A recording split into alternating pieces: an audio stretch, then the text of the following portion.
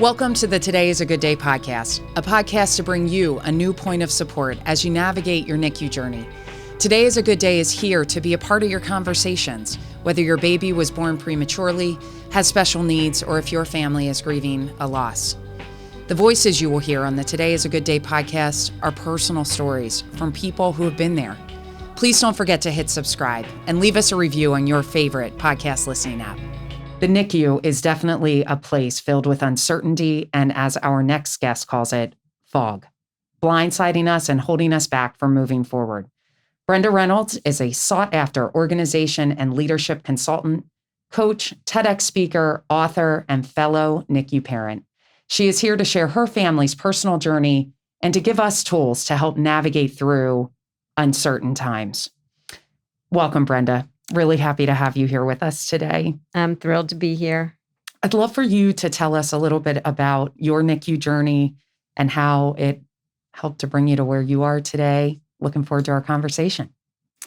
Interesting, Martha. I consider myself a change and transition expert, if you will. And when people say, how is it you could coin yourself as such? I think we all are, because we're all experts in change and transition. And it's my preemie and NICU experience is just one of the things that groomed me for that. I have two sons. My oldest is Tyler. My youngest is Jason. Both of them were premature. And my second guy, Jason, took me on a little bit more of an adventure than the first one. The first one warmed me up. The second one really unleashed this uncertainty on me when we were getting ready to go out of town to a picnic quite a distance away. And I had one final appointment with my OBGYN before we left town. And that appointment ended with, go straight to the hospital. Oh. You are in labor, to which I could not even fathom that was the case. And ended up in the NICU, or not in the NICU, in the emergency room, and with a neonatologist sitting in my ear, really to the left of me, in my ear, literally, saying there are 3 things we can do to try to stop this labor. And we're on the second, moving into the third right now. And it may or may not work. And if not, this was at 29 weeks. Here is what you could be facing. And fortunately, we were able to stop my labor that day, but I had to stay in the hospital, which was about an hour or so from home, and hang out there until the duration of the, pregnancy. Didn't know how long I was going to be there, and ended up being on bed rest for 33 days, where I could stand up 5 minutes a day, long enough to take a shower, and that was it. My connection to the outside world was one tree I could see out my window because it was August. And I hung out there for 33 days, and Jason still came 6 weeks early. And there was a lot of adventure in between. He ended up in the NIC unit because he had apnea. And so they had to put him on an apnea monitor. And we were also looking at making sure his lung development was healthy. And there was a lot going on in the backdrop of my life, aside from trying not to give birth to this baby too soon. And that was just one element of it. So it was one of the most uncertain times, and also a great learning opportunity for me about how do you navigate that. Well, I definitely want to talk about uncertainty, but I have to go back because we so often talk as NICU parents about how the experience always stays with you. And you move past the NICU and you go through new chapters in life. But that NICU experience, and now how old are your sons now? 28 and 22. And think about how vividly you still remember that entire experience, right? Well, I was saying my 22-year-old's getting ready to graduate from undergraduate college at University of Richmond. And last night I was going through pictures for a senior presentation they're putting together. And I could not believe in the piles of pictures I have that what I got my hands on was a picture of those days. And this was my, my bed home rest. Away from home. And this was my preemie, although he was 6 weeks early. He was 6 pounds, 6 ounces. And this is him today. Wow. He's a Division I lacrosse player at the University of Richmond and heading to Notre Dame to play next year during his graduate year. Oh, that's great. And so it's a journey. It is a journey. And all of those words that the neonatologist shared, I actually was just speaking with one of our neonatologists this week. And she said, you just never know what the outcomes are going to be. And when you see those pictures that you showed us, when we share about our own personal story, and our daughter is 10, our surviving twin. But when you think about all that you're told, and you don't know what that future is going to look like, and that really does bring you back to uncertainty. And what is it about uncertainty, and what can you share with us about uncertainty that really shakes us up? I can so get back to that very moment. I mean, really, one of my clearest memories is of that neonatologist in my ear saying, this could happen, this could happen, this could happen. The uncertainty is because we feel vulnerable. We realize we don't have control. You know, many of us go in with this birth plan, and we know who our doctors are, and we have an idea of how it's going to go. And for me, it was my second child. So it's like, oh, I got this. You know, I've even gone through the premature birth thing before. We've got this. And in the end, I had a 4-doctor practice that was working with me. The weekend I gave birth, none of the 4 was available. I had a completely strange doctor who came in and did the delivery. She was phenomenal, but it freaked me out. I had doctors who were continuing to tell me that I was not in labor. They had stopped it and I was not giving birth that day, to which I said, yes, I am. I dare you to check. And we did.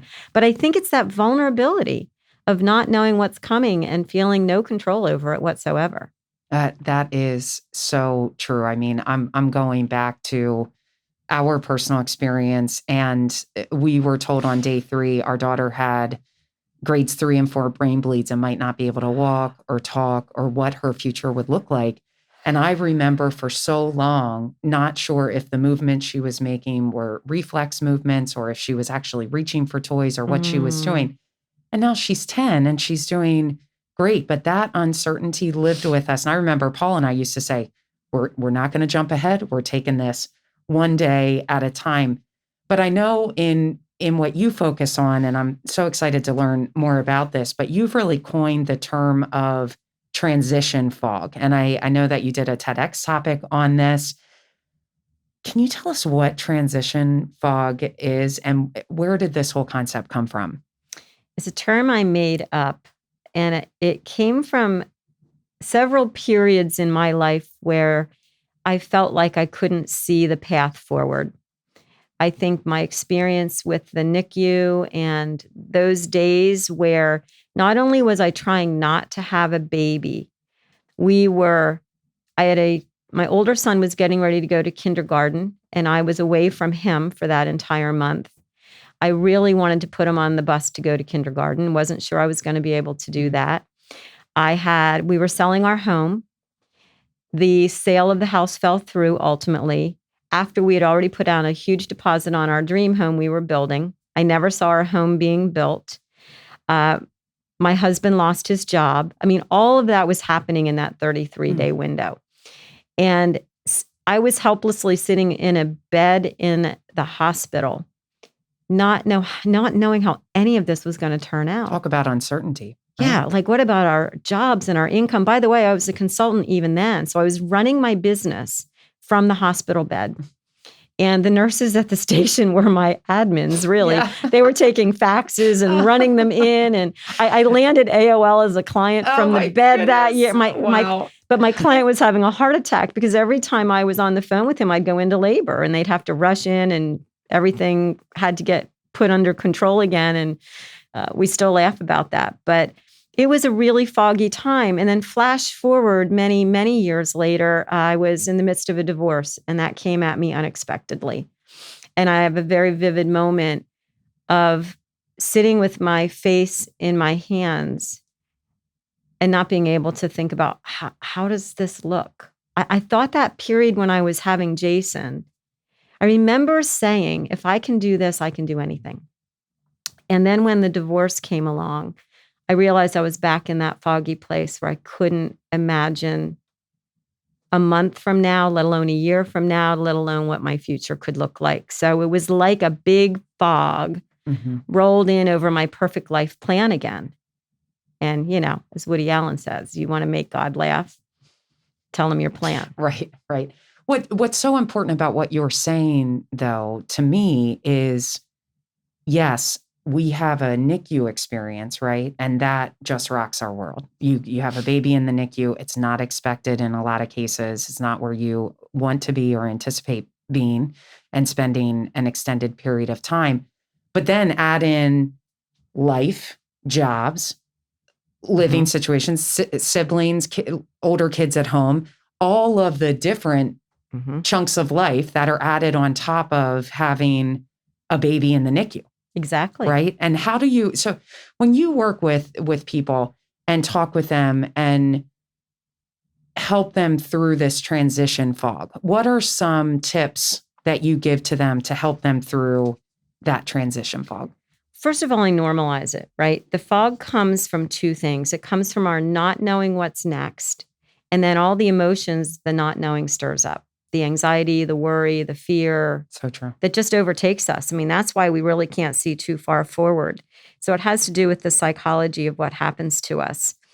And much like you referenced earlier, for me anyway, and to this day when I'm in fog, it's about turning on our low beams. So in my TEDx on navigating transition fog, I really make a metaphor out of the fog because it's like traveling on a foggy country road and you want to turn your high beams on so badly because there's some part of us that thinks it's going to help us see better and help us get there faster. I don't know what you're talking about, Brenda. I've never done that on a foggy. Yes, I have. I think it's going to work. I think it's going to work. And it doesn't work. It doesn't. So, I mean, whether it's, whether you're the parent sitting in the NICU desperately wanting a crystal ball to be able to see into your future and wonder what's going to become of your child, or me, I just have this memory of sitting in that bed every day and I wanted to know what was going to happen and I couldn't. So it was about turning my low beams on and focusing on what was right in front of me because our low beams illuminate about 350 feet in front of us. And that's as far as they shed light. But somehow we get from our one destination to the next, one stretch at a time, low beam wise. And so I did a couple of things. I had a book on my nightstand in the hospital that talked about what was happening developmentally to my baby every day. I counted down every hour because it wasn't even, can I get through this day and keep him in utero? It was, can I get through the next hour? Every hour was a huge success. So to stay that present and even celebrate things hour by hour is just one of those things. And then focusing on what I could control and what I could not control. I could try to run my business to the best of my ability. I could tell my husband not to bring my older son in every day because it was too much of a burden on him. I could make sure I had friends coming to visit on certain days of the week to give me something to look forward to. So what can you control and what can't you control? When we get really, really anxious, it's a sign that we're too far into the future. We're trying to think too far ahead. We're trying to put our high beams on, and that's where the anxiety comes from. So pulling it in and saying, right here, right now, what is it I can do? And I love what you just said about celebrating every hour. And we talk a lot about that at Today's a Good Day with families about celebrating each and every milestone, that those milestones eventually may be graduation from the NICU, but today it might be the baby came off of the ventilator, right? Or took an extra ounce of breast milk in the feeding, and celebrating each and every one of those little milestones that are right in front of you is so important. That ties back to that. And I think you did this too, Martha, but the journaling for me was critical. Yes. I journaled and I really had myself at the end of every day write down 5 things I was extremely happy about. And some days were a big stretch. I mean, in all honesty, it got down to I had a bowel movement. And that was like a huge thing to celebrate. Yes. On bed rest for that long. On bed rest, there's really not a whole lot going on. Right. And so you have to dig really deep. But forcing myself to do that each day made a huge difference too in the fog. Did you use that journal to also write down questions for the medical staff or things that came into your mind? And did you find that to be helpful? Totally, because I learned every time a new doctor came in, I would, to this day, I can say sub-Q breathing, 3 sub-Q breathing shots right here, and I'll be good. Then the labor stops, because they often didn't know. And I would tell them what to do to me, and I knew what was going to work for me. And because there was a lot of people coming and going, I always wanted to take notes. So journaling really helped you to empower yourself to be in charge of your care and to work in partnership with the hospital team and make you last longer on bed rest. Absolutely. Yeah. Absolutely. That's great. So when we talk about navigating through the transition fog and the tips that you were giving to us, turning on the low beams, I'm always going to remember that. That is such a good point. And love what you said about anxiety really comes in when you look too far in the future. That is so true. Thinking about personal situations and how I can control something in the future, that is when that anxiety comes into play. But what are some of the common pitfalls that you see? I call them potholes, because we got to stick with the analogy. We got to stick with it. Love it. The potholes. Well, one that I've been reflecting on recently is how out of place I felt in the NICU, because Jason was born 6 pounds, 6 ounces. And that was 6 weeks early. The nurses teased me because I'm all of 5 feet tall. What would have happened had I gone full term? Yeah. But being in there, I didn't feel like I belonged. And next to Jason was a 2-pound little girl. And her parents couldn't come in every day because she had a long journey there and they worked. And there was a lot of guilt with that. And, it's called comparative grief, where we want to compare our grief to somebody else's. And we feel like we aren't entitled to grieve. My baby's simply having X issues, and this one's having bigger issues or a longer journey in the NICU unit. And yet I heard an interview with a grief specialist recently, and someone said, "What's the heaviest grief to carry?" And he said, "Whichever one you are having to carry." There is no bigger or worse. It's just different. But I think the pitfall of comparing ourselves to others when we're going through a foggy time, and sometimes it's that everybody else seems to know better, be more on top of things, have an easier time of it, whatever that may be, is a big pitfall, because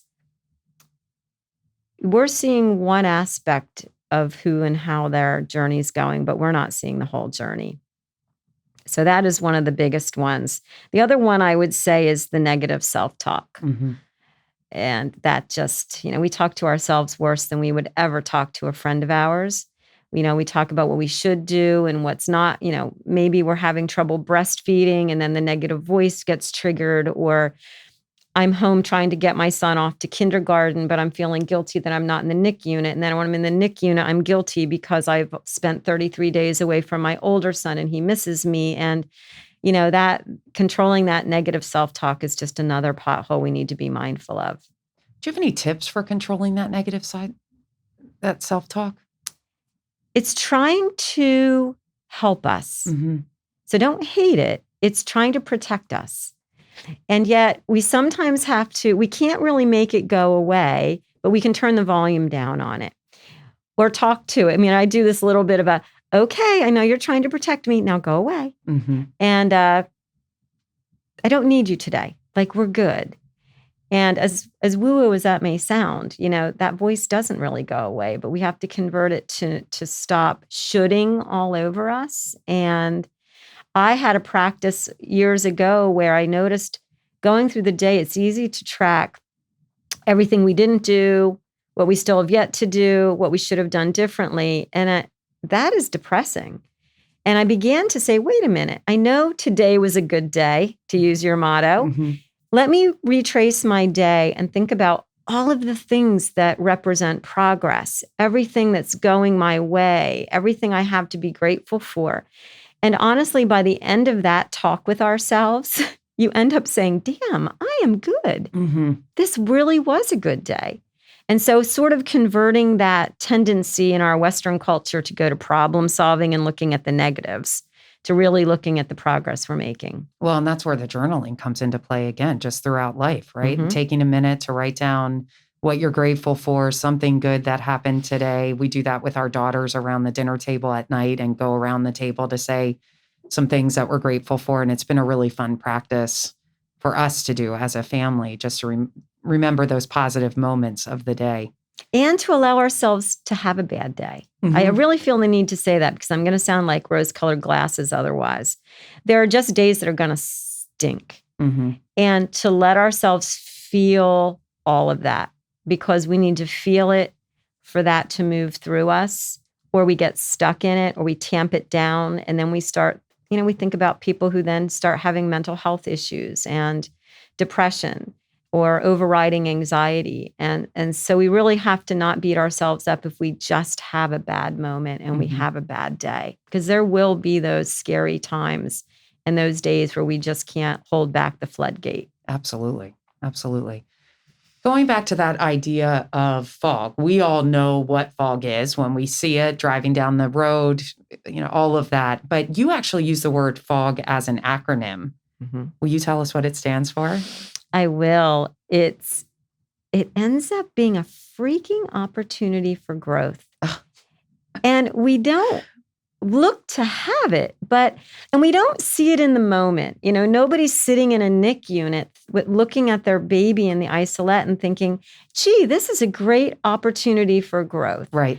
But when it's in the rearview mirror, no matter the outcome, and I really look at what you've been able to do with your organization, Martha. If you hadn't had the experience you had, you would not be in a position to do what you're doing, to make the difference to all of the people that you're making a difference to. I would probably have one less experience of empathy, one less story to share, to be able to meet people with when they're going through their uncertain times. And so I talk about those moments as now what moments. And I believe that behind every now what is a why not ready to be unleashed, whatever that may be. Why not make this my cause? Why not volunteer and visit these people who have long stays in the hospital? Why not find a way to support others? Why not make a contribution somehow? But I do believe those now what's can become opportunities for growth, freaking opportunities for growth, but opportunities for growth. It's a really good way to look at it. I mean, I would say with all of the incredible volunteers who work with Today is a Good Day, those are all individuals who went through the NICU experience and said, I'm going to find a way to give back and help someone else so they know that they are not alone. And I feel very blessed to know so many wonderful NICU families who have contributed their time and their stories to help others. And also so many friends and family members who aren't necessarily tied to the NICU directly, but donate their time because they see the importance of it, who they have someone that they know who has navigated through it and they want to be able to give back and figure out a way to help others. But like that freaking opportunity for growth. Freaking opportunity for growth. Good. We have a lot of good takeaways today, Brenda. I'm very excited. So we have another one in your book. And tell us the name of your book. Well, you'll love this. The book is called TBD. Yes. To be determined, right? These moments of fog are moments where we don't know what's coming and it's yet to be determined. So it's about leading with clarity and confidence in uncertain times. And what is that TBD mindset? How do we have that? Talk to us about that a little bit. It's chapter 9. There are 10 elements to it, but I'll just give you a small taste of it. One of those we've already talked about, which is the importance of feeling and dealing and being able to allow ourselves to have the emotions we need to have in that moment.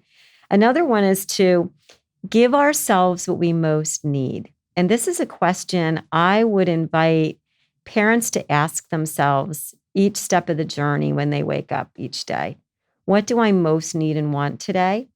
and then find a way to give it to yourself or get it, whether it's rest, whether it's answers to some questions you may have, whether it's help and support with something.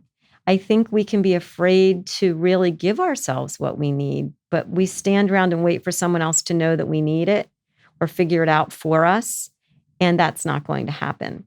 And so that's one of the other ones. And the one that was especially important to me too was the importance of forming a dream team. Who are those 5 people that you can be 100% authentic with? Mm-hmm. Good times, bad times, the stuff you fear telling anybody, the fears you're afraid to express.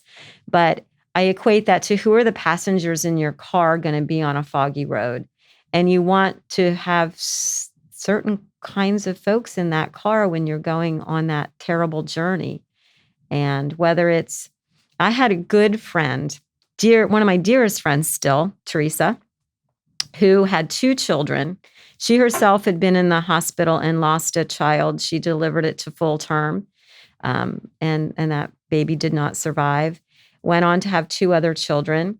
And I still have this image of her walking into my room every Tuesday with one child on her shoulder and the other in a stroller. And they would always stop at Baskin-Robbins on their way to the hospital. And they would carry in ice cream for me. And her youngest son would sit on the bed and hug my belly and talk to Jason and say, Aunt Brenda, here's the flavor we brought you this week. And that is the memory I have of what I looked forward to as much as anything, was having a friend like that on my dream team who would pack up her 2 little kids and then actually stop at an ice cream shop and come religiously to see me every Tuesday.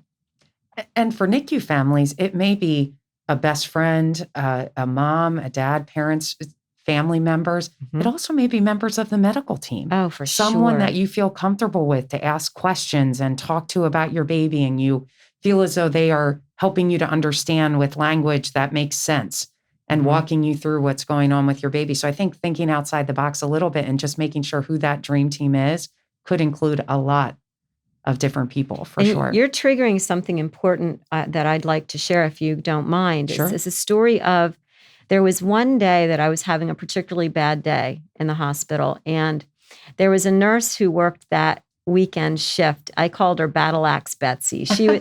She was kind of crotchety and she was brusque, and she was working that day. And there had been a 2020 news show on about babies getting switched and going home with wrong families at the time. And I was an emotional, hormonal mess, and I had a meltdown. And Betsy walked in and said, well, it's about time you cry. I haven't seen you have your breakdown yet. And she sat next to me and said, what's going on? And I said, well, first of all, can you promise me I'll get the right child? Now, I'm a little concerned because he doesn't look like any of us, and no one really claims Jason, but I don't know. I assume he's ours. He's a keeper no matter what. And she said, what else are you crying about? And I think parents may relate to this. When you have a scary NICU or preemie experience, there's a part of me that was saying, I'm not doing this again. Whatever is. I can't chance this again. And I knew I had 2 boys, but I also was letting go of the dream that I was going to have a daughter someday. And she looked at me, and honestly, Martha, she could have been making this up. I've never checked it out because I don't want to know. She looked at me and said, you've got 2 boys, right? And I said, yep. She said, don't you know once you have 2 of the same sex children, your odds of having a 3rd boy are about 98%. Did you want 3 boys? And I was like, no. She said, okay. Cheered me up, and I never looked back again. But in that moment, that's just what I needed. Mm-hmm. And it comes from unexpected places sometimes. It definitely does. Now, we've talked a lot about the NICU experience and taking your strategies, transition fog, getting through that, the tips for journaling and putting on the low beams, relating that back to the NICU experience specifically. But that also, those tactics can be used in life. Do they ever? Can you talk to us a little bit about that? I mean, how we use those in just general life situations? All the time. I mean, like I said, I used all of these to navigate my own divorce scenario. And it was at that time when I thought, gee, I'm really glad I've had certain life experiences and training and educational background that I had some skills to help me navigate those foggy times that not everybody has. And that's what got me to think about writing the book, because whether you're going through a job loss, whether you're going through divorce, whether any real life change, these work. I work with executives in Fortune 100 organizations as an executive coach. And I can tell you, there have been times when I've walked into a room and seen an executive lying with his head on the table saying, everybody thinks I'm brilliant, but the truth is I can barely see one. I'm barely one step ahead of anybody else to know what to do in this organization right now. You know, whether you've been laid off or you're planning the layoff, you know, we struggle. Life is about one uncertainty after the next. So there is never a lack of opportunity to use these skills and concepts every single step of the way. Loved having you here with us today. So many great tips for us to use as we move forward. Tell us, where can the listeners get more information and support for dealing with uncertainty and the now what's? Well, I'd love to support you because we're in the midst of a pandemic still. We have financial uncertainty in our world. We have social unrest. So there is no one in this world who can't benefit from some extra resources. You can visit my website. It is Brenda K, the letter K, Reynolds.com. And there you'll really find access to the book, TBD. You'll also find, and I'm leaving this behind for you as a gift, Martha, this little kit that I have made during my uncertain times called a Now What Transformation Kit. And it is full of products and content for people going through their now what moment. Wonderful. This is a deck of cards that has inspiration and information and all kinds of things to help people move positively through a difficult time. So I'm going to leave that behind for you. Thank you so much. And they also make great gifts for someone who's going through that. And my very favorite quote is on the inside of it. Behind every now what is a why not, ready to be unleashed. And the TEDx talk is also something searchable, but you can go to my website and see a link to that as well. So hard not to find me. Great. Well, thank you for joining us today, Brenda. Thank Wonderful you. It was speaking a with you. pleasure.